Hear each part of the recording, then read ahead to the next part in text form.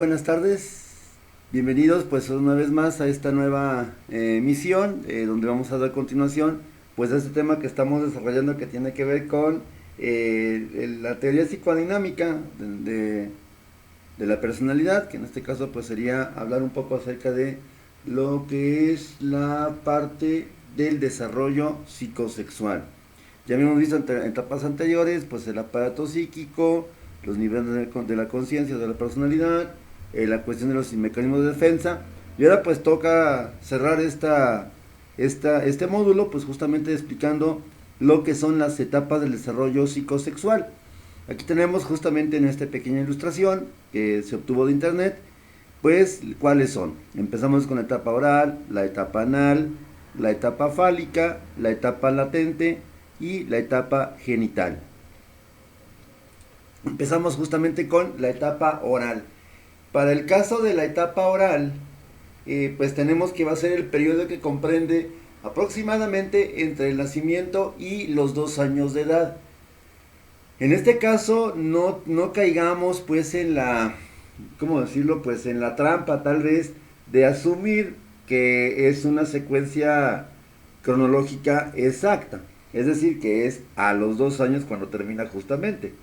¿Sí? Empieza obviamente del nacimiento y bueno, va a terminar, pues esto ya depende mucho de cada sujeto individual.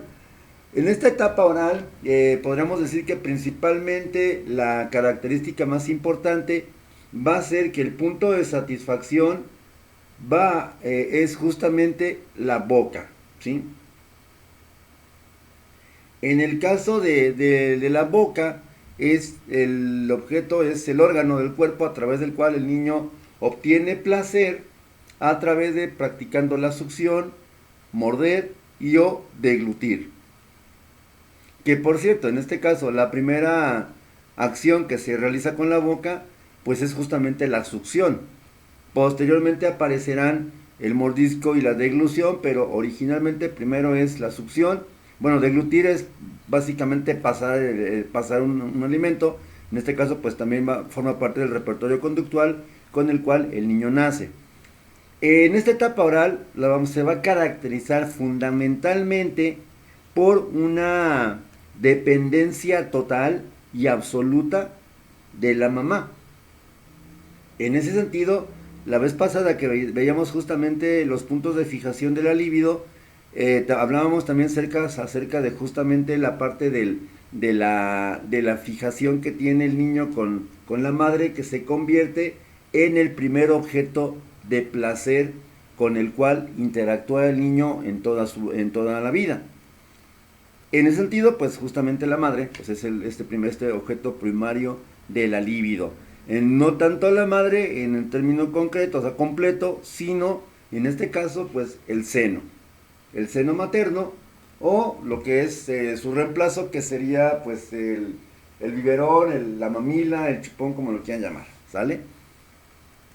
En esta etapa oral van a pasar dos cosas completamente diferenciadas que también van a afectar justamente con lo que es la personalidad y el ajuste emocional de la persona. En la etapa oral ocurren dos etapas, que la primera se llama etapa oral incorporativa, que en este caso, cuando hablamos de fijación, ya sea por frustración o por gratificación, se puede dar como resultado ya en la etapa de adulto o más grande una afición por comer, beber, besar y o fumar.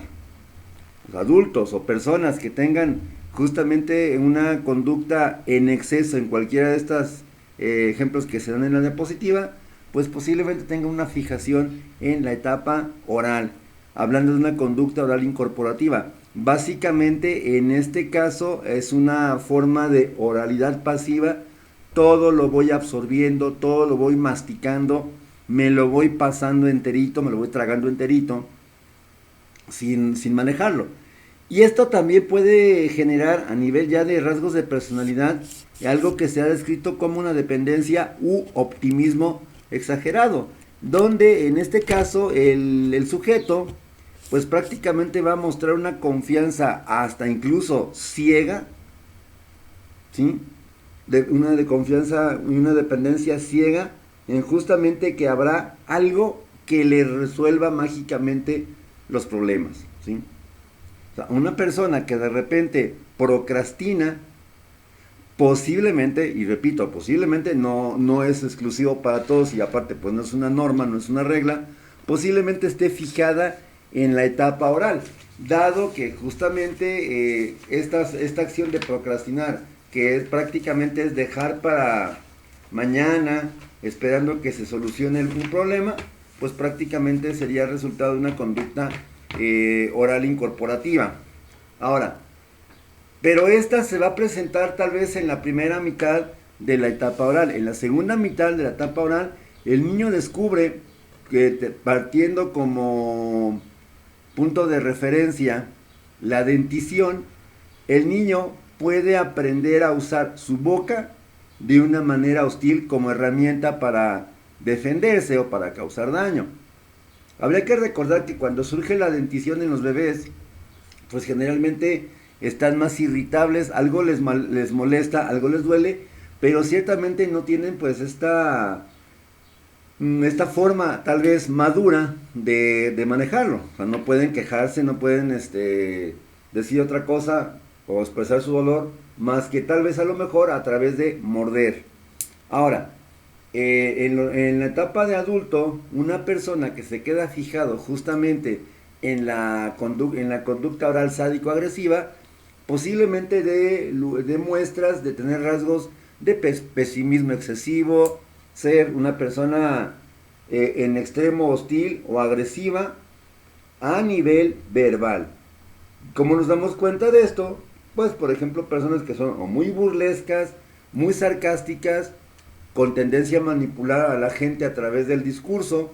Estos son rasgos que se obtienen justamente de esta etapa, de esta fase de la etapa oral, que es la sádico-agresiva.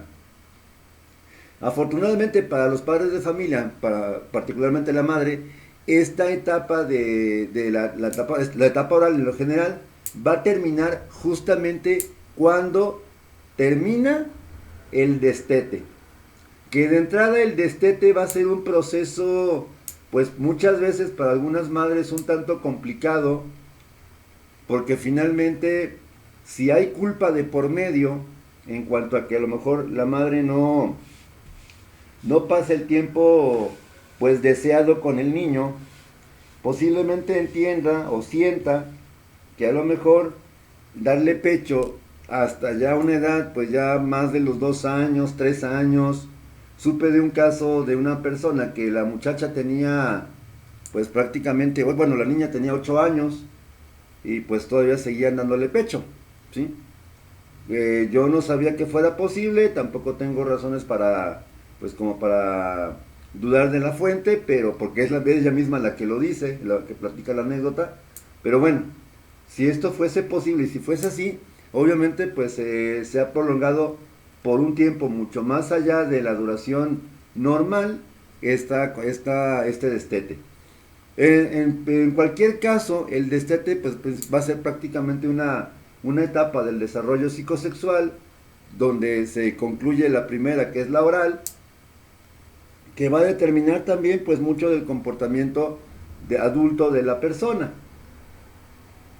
Ahora, la siguiente etapa sería, permítanme, la etapa anal. En la etapa anal, ¿qué es lo que pasa? Bueno, pasa principalmente y se tiene que entender de la siguiente manera. Es justamente la primera vez que a lo mejor al niño se le empiezan a poner límites conductuales que suelen entrar en conflicto con sus necesidades de autonomía. Ahora, en este caso, la etapa anal se va a caracterizar justamente por la imposición, y así como tal, la imposición del control de esfínteres, que no es otra cosa más que en pocas palabras, un impulso biológico, algo que es 100% biológico, tiene que transformarse en algo 100%, ¿cierto? Sigue siendo biológico, pero deliberado, ¿sí? Es decir, el niño tiene que aprender a defecar y a orinar cuando él quiera, no cuando su organismo se lo exija. Habría que entender pues que finalmente parte de la neurofisiología del control de esfínteres es justamente que el niño al principio no tiene el suficiente control neuromuscular sobre lo que es el esfínter anal y el esfínter vesical. Este control pues prácticamente se va a ir construyendo, se va a ir dando a partir más o menos en promedio entre los 2 o los 3 años de edad. De hecho, pues como todos seguramente saben, para entrar a la guardería, el niño, bueno en este caso la niña, el niño, tiene que tener ya el control de esfínteres. Porque obviamente pues las educadoras o los custodios de los niños en las guarderías, pues no tienen el tiempo suficiente para estar justamente lidiando con el control de esfínteres. Ahora, como dice en la diapositiva, es la primera interferencia en la gratificación de un instinto por un agente externo, es la primera vez y va a ser básicamente la más importante, porque de aquí se van a desprender dos tipos de personalidad: la personalidad anal agresiva y la personalidad anal retentiva. En la personalidad anal agresiva, ¿qué es lo que va a pasar? Bueno, el niño que a lo mejor de repente ha sido dejado a que prácticamente pues defeque y orine cuando quiere, como quiere y donde quiera, puede emplear justamente este acto biológico, este acto fisiológico del control de esfínteres, lo puede emplear como una forma para chantajear, para intimidar o para manipular justamente a los padres, en respuesta a una conducta percibida de desagrado justamente por haber orinado o defecado. Por ahí quisiera recomendar una película que es muy interesante desde el punto de vista psicológico. Tenemos que hablar sobre Kevin. Es una película pues ya un tanto viejita, más o menos, que ser unos 10 años más o menos. No tengo ahorita el dato exacto de cuándo se filma esta película. Y obviamente pues no es una película comercial o taquillera. Los protagonistas son Tilda Swinton y este muchacho que la hace de Flash, ahorita que está de moda lo de la Liga de la Justicia, la versión nueva, es Ezra Miller, ¿sí? Narra justamente, y justamente en una de estas secuencias de la película se ve justamente como el niño ya mayor, bueno, obviamente que es el personaje de Ezra Miller, el niño mayor emplea el control de esfínteres para agredir a la madre. O sea, en una época donde a lo mejor ya debería de controlar, pues a lo mejor el niño deliberadamente usa las heces fecales para pues contravenir, para contrariar, para incomodar, para molestar finalmente a la madre. Y bueno, tenemos también la personalidad anal retentiva, que en este caso tiene que ver justamente con a lo mejor un control de esfínteres demasiado exigente, demasiado intolerante, donde al niño pues se le exige que defeque o que orine en ciertos momentos y tiene que ser a fuerzas en ese preciso momento. Yo creo que todos hemos visto a lo mejor a madres de familia que a lo mejor de repente pues sientan al niño así como está en la imagen, sientan al niño en su bañito y pues le dicen no te paras hasta que hagas, o ruégate, o esfuérzate, concéntrate y haz, ¿sí? Entonces el niño pues esto lo ve como una forma de intromisión, una forma de a lo mejor contrariarlo, ofenderlo, lastimarlo, ¿sí? Y hasta cierto punto lo es, para finalmente no dejar salir cuando la mamá quiere, sino finalmente sacar esa omisión, orina, cuando él quiere. El problema con esto es que el control de esfínteres también suele asociarse fuertemente con lo que es la disciplina, ¿sí? Con la disciplina, con las normas, con la escrupulosidad que pueda tener la madre de familia, que tanto a lo mejor sería una cuestión de incluso rasgos obsesivoides de personalidad, o sea que de repente la mamá sea muy estricta en la limpieza y pues no, tiene que estar impecable, tiene que estar limpio, y tiene que ser a ciertas horas. Esto obviamente pues va a dar como resultado un adulto que tiene problemas para dejar salir, porque tiene miedo a recibir una censura, un castigo. Es decir, son personas que son incluso hasta cierto punto demasiado tímidas, demasiado introvertidas. Ojo, no quiere decir que bueno, esto sea una generalidad. Puede ser que sea tímido la persona y no por ello tenga problemas, haya tenido problemas en la etapa anal. Puede ser por otros factores. Pero hay una asociación bastante considerable, bastante fuerte. Bien, tenemos a continuación lo que es la etapa, bueno, el periodo fálico, que posiblemente, de acuerdo con Freud, es la etapa del desarrollo psicosexual pues más compleja, más complicada de todas, ¿sí? Porque en esta etapa fálica, que ocurriría más o menos entre los 3 años y 3 años y medio y hasta más o menos los 5 años, viene un interés justamente por parte del menor, por parte de los niños y niñas, lógicamente, por manipular y explorar sus genitales. Esto da como resultado pues que el niño o la niña puede estarse masturbando, pero ojo, en este caso se están masturbando, pero no hay una asociación, digamos, deliberada, pecaminosa, o hasta cierto punto 100% consciente de que eso pues no es una conducta tal vez inapropiada. ¿Puede haber masturbación? Sí. ¿Puede haber fantasías de tipo sexual? También. Pero, repito, no estarían caracterizados por ese matiz sexual de un adulto, ¿sí? O sea, el hecho de que un menor se masturbe, pues no quiere decir de alguna manera que sea un niño perverso, o que tenga tendencias a lo mejor homosexuales, o se vaya a convertir en un agresor ofensor sexual. Simplemente hablaría que pues tiene fantasías, que le preocupa, que tiene ansiedad, y justamente pues esto es lo que trata,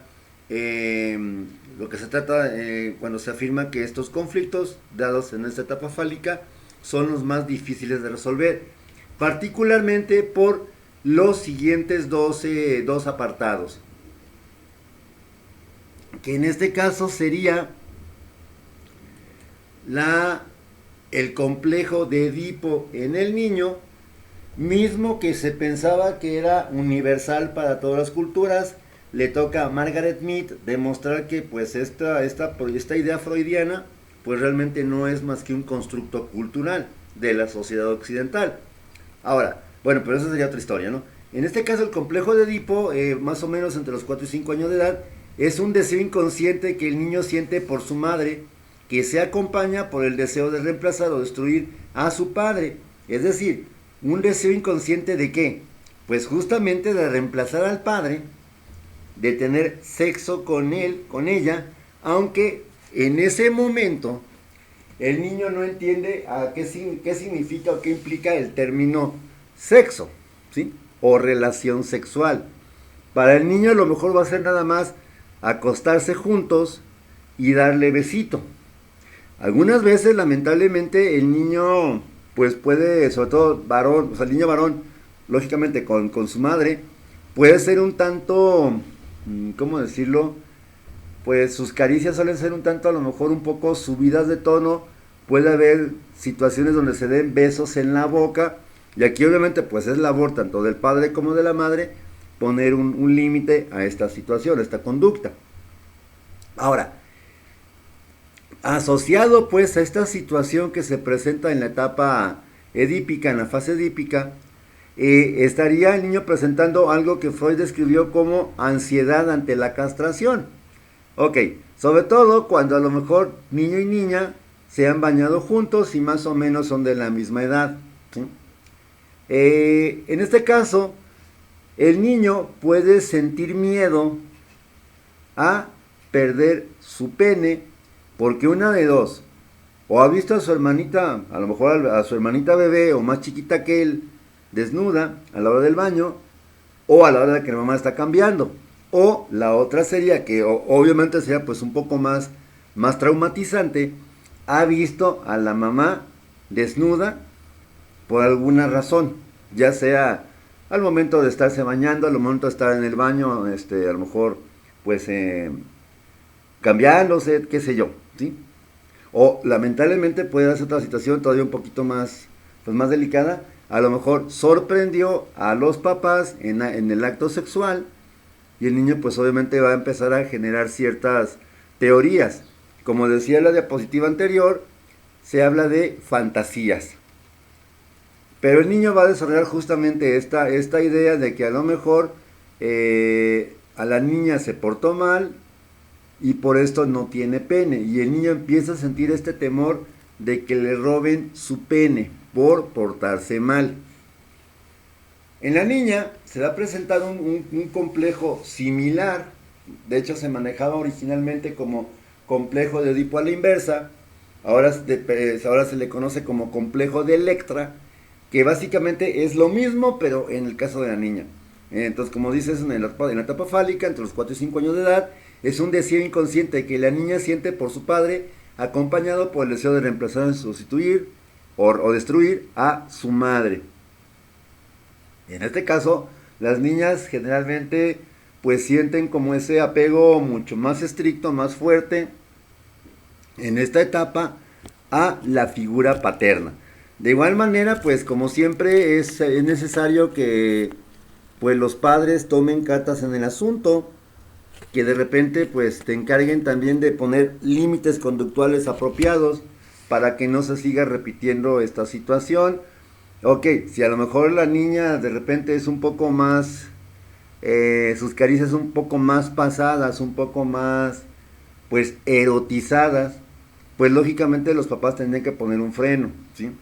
De ahí que va a ser muy importante que justamente en la educación sexual temprana con los niños, ambos padres se vean involucrados, independientemente de que sea niño o niña, ambos padres deben estar involucrados. También habría que decir algo muy importante y pues siempre lo he querido exteriorizar en este tipo de foros, en este tipo de, pues pues sí, de foros de expresión, la cuestión de la erotización temprana de los niños.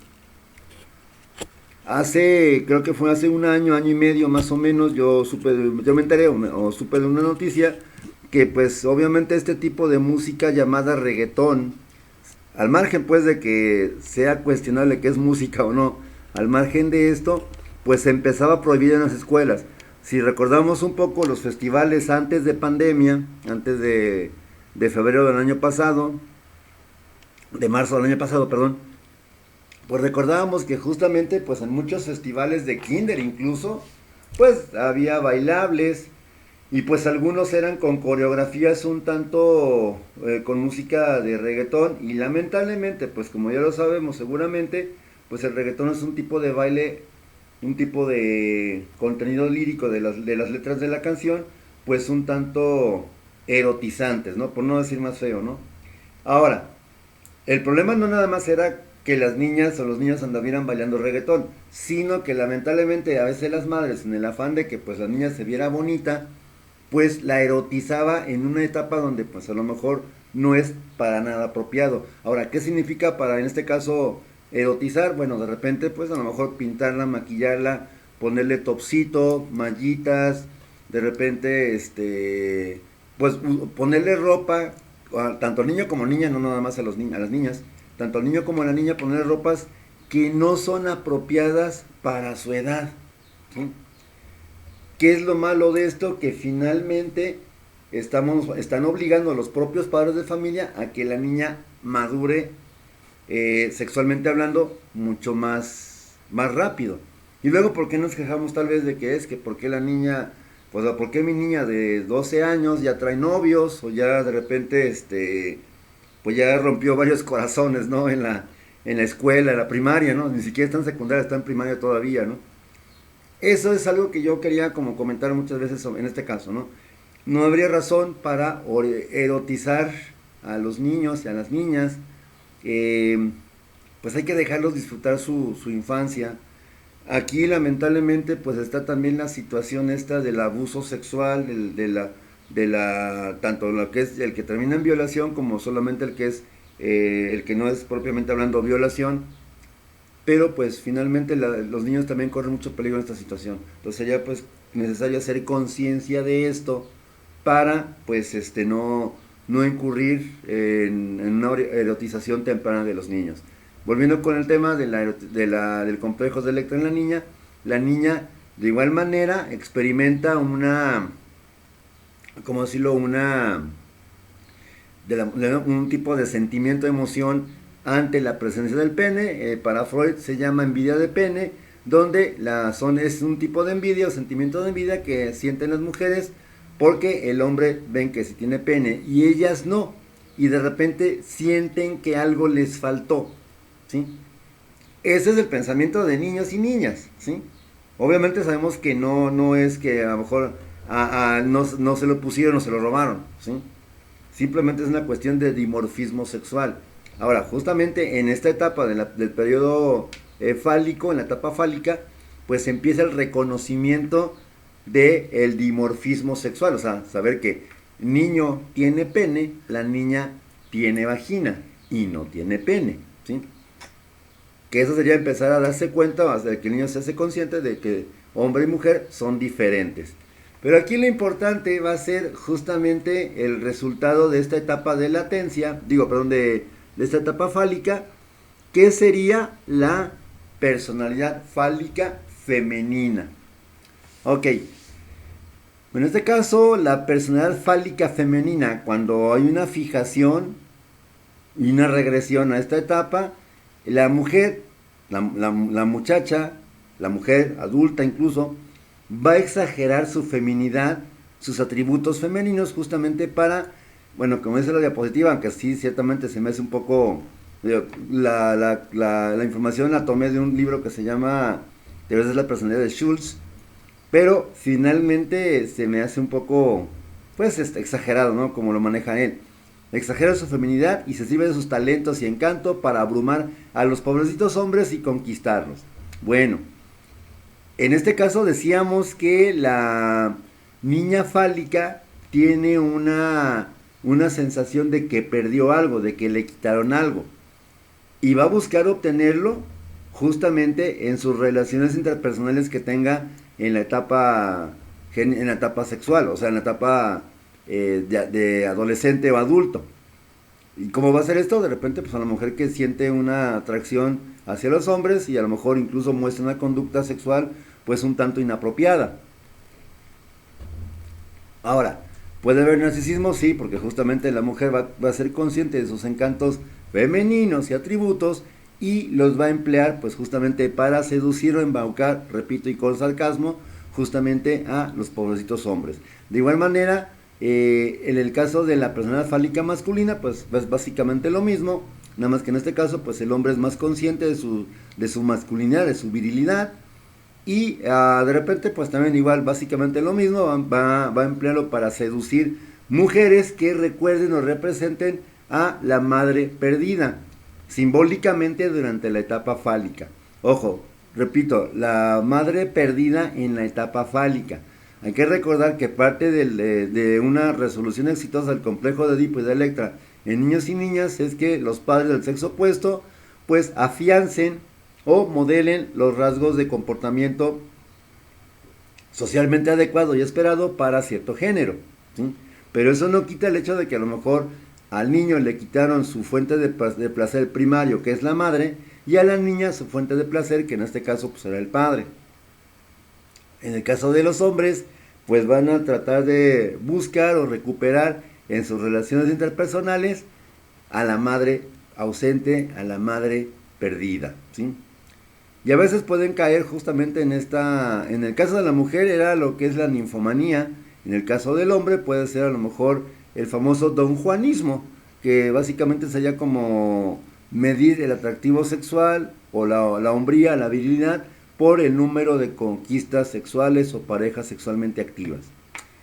Pasamos ya casi en la recta final a lo que es la etapa de latencia, donde estos conflictos sexuales pues de alguna manera se van a sublimar o se van a poner en paz de manera temporal por 6 largos y tranquilos años.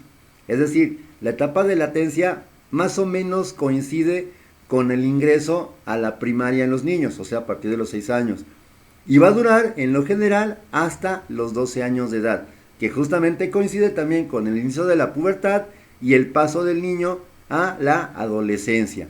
En este periodo de latencia, pues prácticamente toda esa energía psicosexual pues se va a invertir o se va pues gastar en el crecimiento intelectual, la actividad deportiva en la escuela, con los amigos y a la socialización, originalmente con personas del mismo sexo. Paulatinamente pues se va incrementando el círculo de amigos, para a lo mejor en el caso de las niñas incluir también no nada más amigas, sino amigos, aunque sean unos cuantos, y de la misma forma, pero en el caso de los niños, pues no nada más amigos niños, sino también alguna que otra amiga, hasta que llegar finalmente a la etapa genital, donde pues como ya lo comentaba, se inicia en la pubertad y pues finalmente ocurre algo muy importante, que es la presencia de los cambios sexuales secundarios, y donde finalmente pues en este caso el organismo del adolescente que está en la etapa genital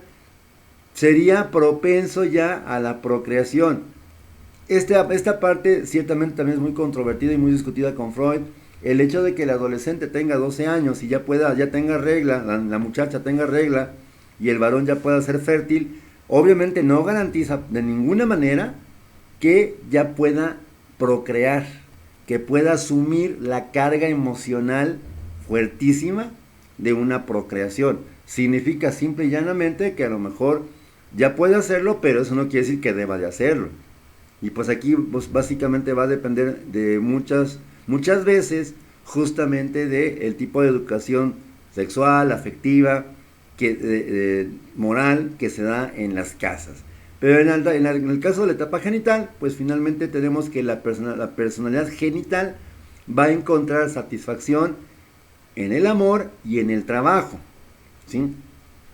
Bien, pues esto es básicamente lo que sería este desarrollo de las etapas psicosexuales. Posiblemente más adelante revisemos un poco en otro contexto, en otro tema, ya no directamente psicoanálisis, otro autor que también es importante y vale la pena manejarlo, que es Erik Erikson, que también fue psicoanalista, pero que sin embargo se aleja radicalmente de los antiguos conceptos freudianos, que son los que revisamos en este momento. Bueno, por mi parte es todo, espero que este video sea de su agrado. Como siempre, cualquier duda, comentario o sugerencia, a través de los comentarios o redes sociales. Soy Francisco Barrios, un placer saludarlos y nos vemos la próxima semana.